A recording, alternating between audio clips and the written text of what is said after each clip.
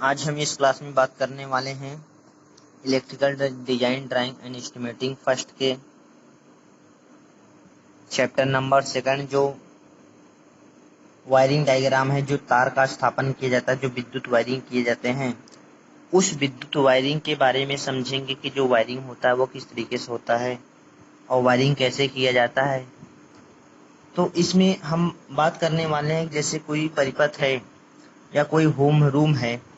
अब उस रूम में जो विद्युत वायरिंग किया जाएगा, तो जो विद्युत वायरिंग किया जाता है, जितने भी लोड कनेक्ट होते हैं वह लोड सब समांतर क्रम में कनेक्शन किया जाता है। सभी लोड क्या होते हैं, पैरेलल क्रम में कनेक्शन किए जाते हैं जितने भी घरों में विद्युत वायरिंग किए जाते हैं। अब इस चीज में ये देखा जाता है कि जैसे दैनिक जीवन में जो घर में पंखे लगे होते हैं, लाइट ट्यूबलाइट होती हैं, इन सब चीजों को जब ऑन और ऑफ किया जाता है, ऑन और ऑफ किया जाता है, इसके साथ साथ में ये भी देखा जाता है कि जब हम ऑन और ऑफ कर रहे हैं तो वहां पे किसी व्यक्ति को विद्युत झटका न लगे, विद्युत झटका न लगे। इस चीज को, सब किस चीजों को सुरक्षा के अनुसार देखते हुए विद्युत वायरिंग किया जाता है। अब विद्युत वायरिंग में देखा जाता है जो इलेक्ट्रिक परिपथ होता है, परिपथ क्या होता है, तो हम लोग देखते हैं जैसे विद्युत परिपथ हो गए इलेक्ट्रिक सर्किट।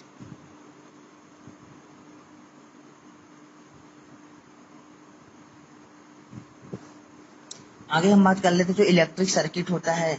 तो इलेक्ट्रिक सर्किट परिपथ में विभिन्न प्रकार के, इस परिपथ में क्या होते हैं, जो सेफ्टी सुरक्षा युक्त उपकरण होते हैं, कुछ हमारे कंट्रोलिंग उपकरण होते हैं और कुछ उपकरण ऐसे होते हैं जो हमारे लोड के तरीके से काम करते हैं।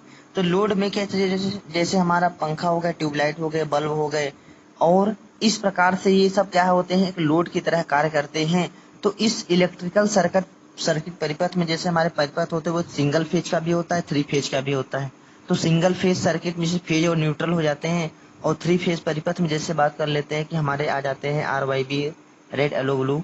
3 फेज वाले परिपथ में तो 3 फेज का भी परिपथ होता है और सिंगल फेज के भी परिपथ होते हैं।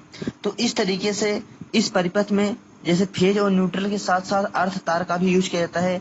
जो अर्थ वाला वायर होगा वह एक प्रकार के विद्युत झटके से बचने के लिए, मानो कि जो विद्युत झटका होता है उससे बचने के लिए अर्थ तार का भी उसमें कनेक्शन किया जाता है। अर्थात कोई भी जो बॉडी होती है, कोई भी इंस्ट्रूमेंट की जो फ्रेम या बॉडी होता है, उस बॉडी में जो लीकेज करंट आते हैं, वह लीकेज करंट किसी व्यक्ति को विद्युत झटका के रूप में न लगे, इसलिए वहां पे उस चीज को ग्राउंडिंग करना आवश्यक हो जाता है। तो अब हम बात करते हैं जो वैद्युत परिपथ होता है, उनकी 3 स्थितियां होती हैं। जो पहली स्थिति होती है वह शॉर्ट सर्किट होता है। शॉर्ट सर्किट जो पहली स्थिति होती है वह क्या होती है, शॉर्ट सर्किट जिसे लघुपथित कहते हैं।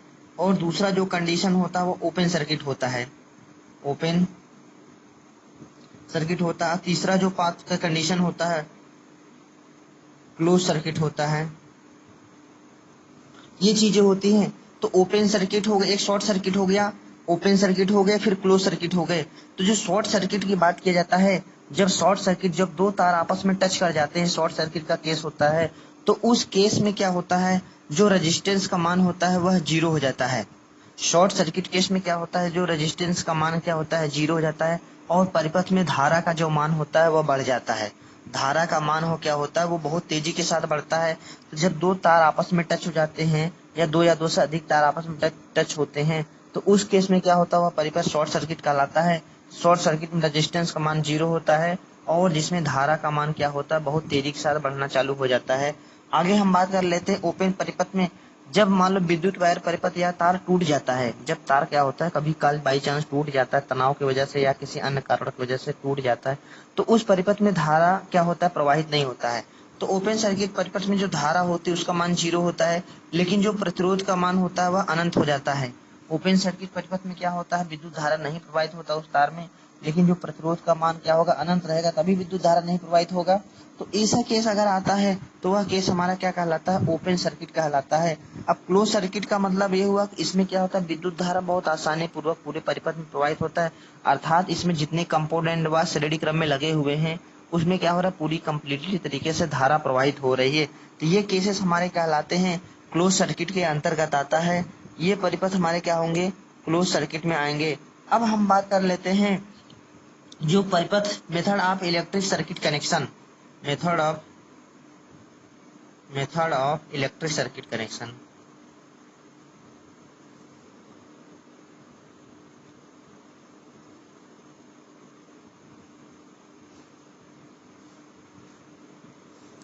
अब देख लेते हैं जो हमारा क्या है method of electric circuit connection की बात करते हैं। तो अगर सिंगल फेज वायर होता है, सिंगल फेज वायर रहेगा, तो सिंगल फेज वायर में क्या होता है, एक फेज होता है, एक हमारा न्यूट्रल होता है। तो फेज वाले तार को हम लोग जीवित तार के नाम से जाना जाता है। जैसे हमारे आर वाई बी जो होते हैं ये तीनों फेज कहलाते हैं। और जो न्यूट्रल वाला होता है वह इसमें क्या होता है, जब किसी ट्रांसफार्मर के स्टार कनेक्शन की बाइंडिंग किया जाता है, मान लो स्टार कनेक्शन की बाइंडिंग है, तो स्टार कनेक्शन से जो एक तार निकलता है केंद्रीय भाग से, तो इस केंद्रीय भाग में क्या होता है, यह न्यूट्रल वायर का वहीं से उत्पत्ति होती है। और ये जो होते हैं हमारे तीनों आर वाई बी हो गए, ये हमारे फेज कहलाते हैं आर वाई बी। और एन वाला जो होता है वह न्यूट्रल हो जाता है। तो न्यूट्रल तार में जब अनबैलेंस का केस होता है, मतलब कभी कभी बाई चांस जब फॉल्ट आता है या लोड का मान घटता बढ़ता, तो उस केस में बैलेंस बनाने के लिए न्यूट्रल तार में विद्युत धारा प्रवाहित होता है। अब इस कारण क्या होता है कि देखा जाता है कि जो वैद्युत वायरिंग किया जाता है, वह वैद्युत वायरिंग क्या होती है हमारे दो तरीकों से होता है। पहला जो होता है ज्वाइंट बॉक्स मेथड कहलाता है, दूसरा जो मेथड होता है वह लूपिंग मेथड होता है। तो हम लोग पहले समझेंगे ज्वाइंट बॉक्स मेथड क्या होता है। ज्वाइंट बॉक्स मेथड, ठीक है, ये होता है हमारा ज्वाइंट बॉक्स मेथड है। और दूसरा जो मेथड होता है वैद्युत वायरिंग करने का, वह जो मेथड कहलाता है हमारा दूसरा जो मेथड है वह लूपिंग मेथड होता है। वह क्या है, लूपिंग मेथड। तो पहला जो हमारा विद्युत वायरिंग करने का वह ज्वाइंट बॉक्स मेथड होता है, और दूसरा जो मेथड होता है वह हमारा होता है लूपिंग मेथड। तो अब हम बात करते हैं ज्वाइंट बॉक्स मेथड, उसमें कैसे कैसे विद्युत वायरिंग किया जाता है। तो जो ज्वाइंट बॉक्स मेथड होता है इसमें एक फेज और एक न्यूट्रल चलेगा। जितने भी लोड जो कनेक्शन होंगे वह एक प्रकार के तारों में जोड़ बना करके किया जाता है प्रोसेस। उसमें क्या होता है, तारों में जोड़ बनता चला जाता है। तो जोड़ बनने की वजह से क्या होता है, उसमें विभिन्न प्रकार के प्रॉब्लम भी क्रिएट होते हैं। जैसे बाई चांस जब जोड़ों के बीच में कभी प्रॉपर तरीके से कनेक्शन नहीं होता तो वहाँ का प्रतिरोध मान बहुत ज्यादा बढ़ जाता है, थ्रेड डेवलप होता है। तो वो जो आप जोड़ क्रिएट किए वो जोड़ छोड़ देता है। तो इस माध्यम से क्या होता है कि जो लोड का कनेक्शन किए हुए उस जोड़ से वह जलता नहीं है।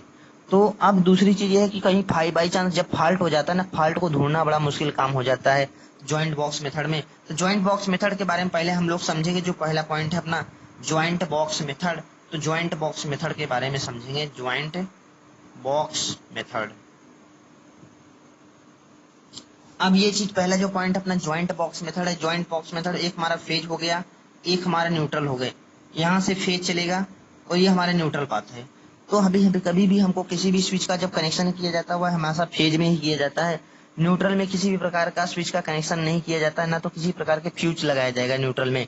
जो भी फ्यूज और स्विच का स्थापना किया जाता है वह हमेशा फेज में ही किया जाता है। अब हम जैसे हमको एक बल्ब को लगाना है, जो बल्ब का सिंबल मैंने ऐसे बताया था। अगर एक ट्यूबलाइट लगाना है, ट्यूबलाइट का सिंबल ऐसे बताया था। अगर एक सीलिंग फैन का सिंबल लगाना है तो सीलिंग फैन का सिंबल ऐसे बताया था। अगर इन चीजों का कनेक्शन करना है ज्वाइंट बॉक्स मेथड से, तो हम लोग तार के क्या करेंगे, यहाँ से तार को जो इंसुलेशन को छीलेंगे, यहाँ पे ला करके यहाँ पे कनेक्ट कर देंगे, और दूसरे यहाँ के तार को छीलेंगे, यहाँ से ला करके इस तरीके से कनेक्शन कर दिया जाता है। अगर यहाँ पे चूंकि फेज वाले में अगर स्विच लगाना तो यहाँ स्विच भी स्थापित कर सकते हैं।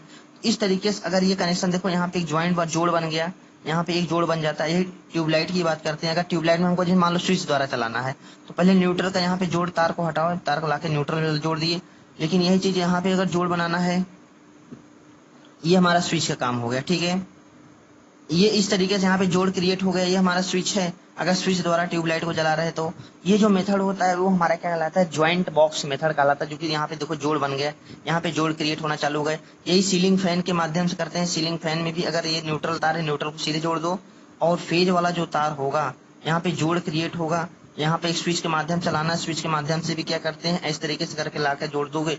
ये जो मेथड होता है वह हमारा क्या होगा, ज्वाइंट बॉक्स मेथड कहलाता है। अर्थात जितने भी लोड कनेक्शन होंगे वह यहाँ पे जोड़ बनता चला जाएगा। तो जोड़ बनने की वजह से कभी कभी इसमें फॉल्ट ढूंढना का बहुत प्रॉब्लम हो जाता है, फॉल्ट को ढूंढने के लिए।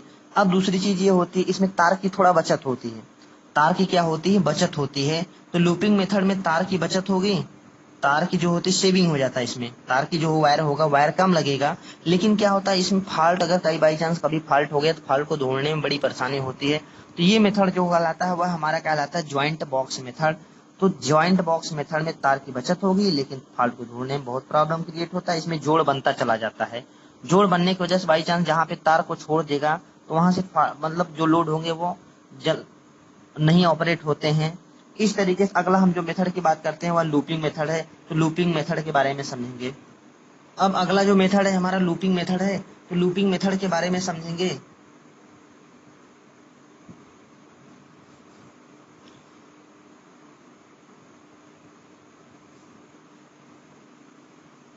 ठीक है, अगला जो मेथड है हमारा लूपिंग मेथड है। इस लूपिंग मेथड के बारे में समझिए। जो लूपिंग मेथड होता है वो कैसे ऑपरेट होता है। अब इसके क्लास में मैंने इसके पहले बताया था ज्वाइंट बॉक्स मेथड। जो लूपिंग मेथड होता है, लूपिंग मेथड में ये केस देखा जाता है कि हमारा जोड़ नहीं बनना चाहिए। इसमें क्या होता है, जोड़ नहीं बने, तार कितना भी लग जाए, तार कितना भी लग जाए लेकिन जोड़ नहीं बनना चाहिए। ये मेथड होता है लूपिंग में। लेकिन लूपिंग में जो फॉल्ट होता है, फॉल्ट को ढूंढने में बहुत आसानी होती है। तो फॉल्ट को आसानी से ढूंढ लिया जाता है और इसमें जोड़ नहीं होते हैं। तीसरी चीज, इसमें तार बहुत ज्यादा लगता है। तार तो ज्यादा लगेगा, कास्टली पड़ता है, लेकिन क्या होता है हमारे लोड के लिए बहुत आसानी पड़ता है।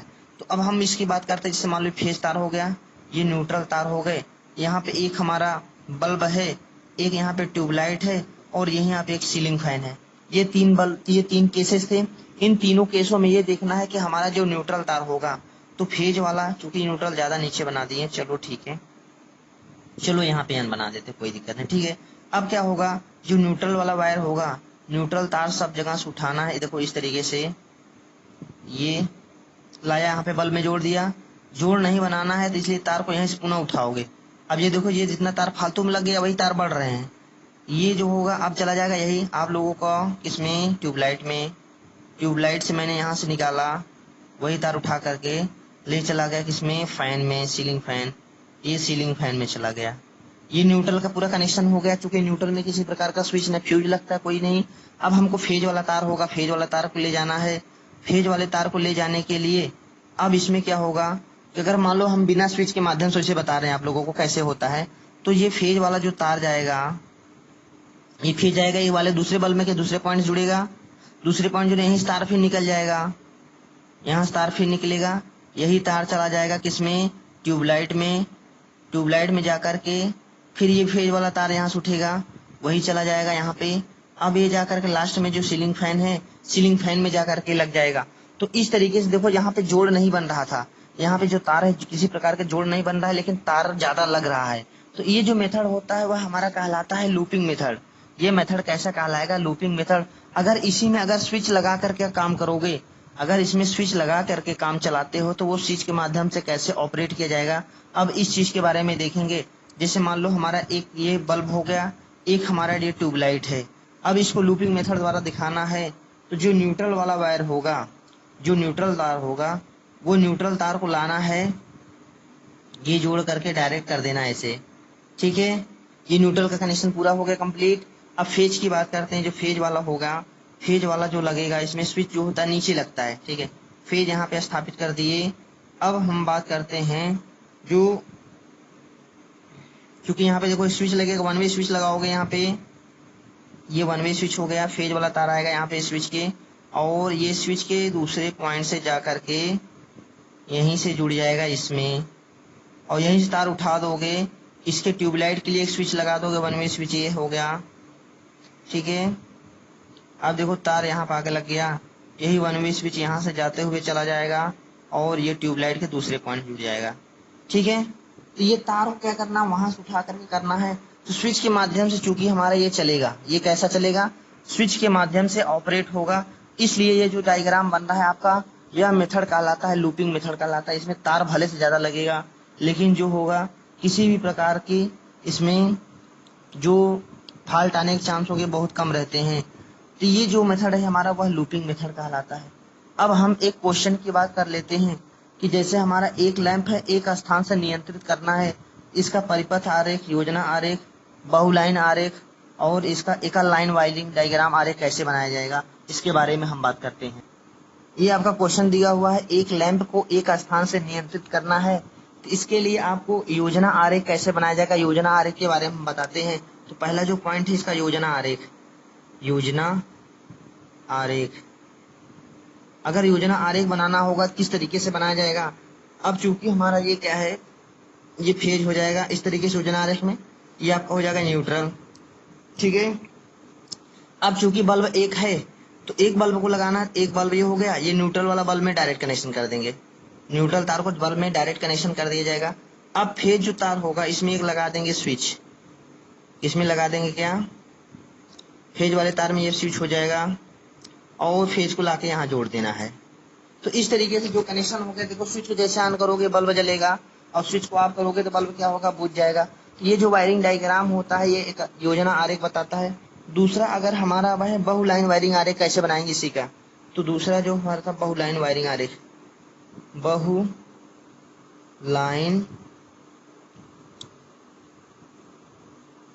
वायरिंग आरेख। अगर बहु लाइन वायरिंग आरेख की बात किया जाएगा तो हम इसमें देखते हैं इस तरीके से कैसे बनाया जाएगा। अब देखते हैं कि इसमें जो एक बल्ब है, देखो एक बल्ब हो गया, अब यहाँ पे एक फेज होगा, एक न्यूट्रल हो गया और एक वन वे स्विच हो गई, ये वन वे स्विच हो गया। अब इसमें देखा जाता है कि जो फेज वाला तार होगा वह तार पहले वन वे स्विच में आएगा, क्योंकि स्विच को फेज हमेशा स्विच में लगा होता है। अब ये तार यहाँ से उठाना है, इस तार को ले जाकर के इस बल्ब में यहाँ पे जोड़ देना है। अब ये न्यूट्रल वाला जो तार होगा वह भी तार इस तरीके से जाएगा, इसमें जुड़ जाएगा। तो ये जो वायरिंग आरेख बना हुआ है यह आपका बहुलाइन वायरिंग आरेख दिखाएगा। ये कैसा आरेख दिखाएगा, बहुलाइन वायरिंग आरेख दिखाएगा। अगर इसी का सिंगल लाइन डायग्राम बनाना है, सिंगल लाइन डायग्राम कैसे दिखाया जाएगा, एकल लाइन वायरिंग आरेख। अगर एकल लाइन वायरिंग आरेख किसी को दिखाना है तो बहु लाइन वायरिंग आरेख में सर्वप्रथम देखो कहाँ से हमको स्टार्ट करना है। तो फेज और न्यूट्रल यहाँ से स्टार्ट हो रहा है, तो यहाँ पे देखो कितने तार हैं। फेज न्यूट्रल मैंने स्टार्ट किए, तारों की संख्या एक और दो, दो तार होगा यहाँ पे। आगे बढ़ते हैं तो यहाँ पे देखो स्विच बोर्ड लगा हुआ है, ये स्विच बोर्ड क्या होगा, आगे की तरफ आओगे तो ये हमारा डिस्ट्रीब्यूशन बोर्ड है, विद फ्यूज के साथ है। तो इस तरह में देखते हैं ये हमारा क्या था, एक मैंने यहाँ पे डीबी बना दिया, क्योंकि यहाँ पे डीबी लगा, डीबी में कितने तार आ रहे हैं, दो तार आ रहे हैं, एक तार दो तार हो गए। फिर इसके आगे बढ़ते हैं, यहाँ पे देखते हैं तारों की संख्या, चूंकि हमारा दो है, एक दो तार हो गया, दो। और यहाँ पे एक बल्ब लगा हुआ है, नीचे आएंगे यहाँ पे एक बल्ब लगा देंगे, लेकिन बल्ब में कितने तार आ रहे हैं, एक तार दो तार, बल्ब में दो तार आ रहे हैं, यहाँ पे दो तार कर देंगे। तो इस तरीके से जो हमारा ये बना हुआ है आरेख वह हमारा कहलाता है एकल लाइन वायरिंग आरेख कहलाता है। अब इसके साथ हम अगले क्वेश्चन की बात करेंगे।